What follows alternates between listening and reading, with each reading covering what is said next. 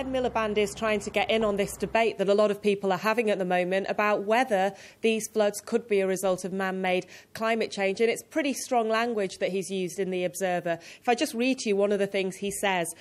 Mr Miliband says, the science is clear. The public know there is a problem. But because of political division in Westminster, we are sleepwalking into a national security crisis on climate change. Now, clearly, Mr Miliband is trying to differentiate his party at this time from the Conservatives.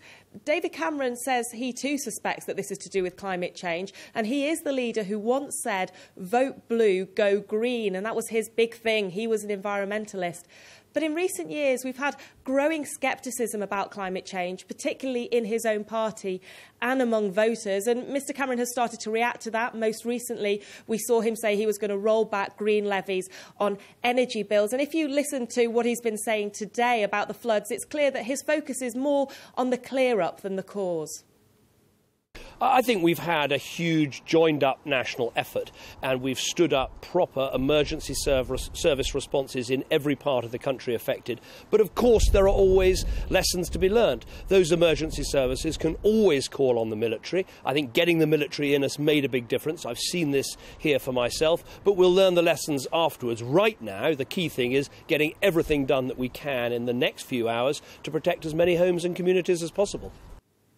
So, Sarah, what's really interesting about this is, could public opinion shift as a result of these floods over the issue of climate change? And a poll in The Observer as well does seem to suggest that we are seeing a change. It asks people if they believe the recent floods are a sign of climate change and global warming, and more than half of voters said they do blame climate change.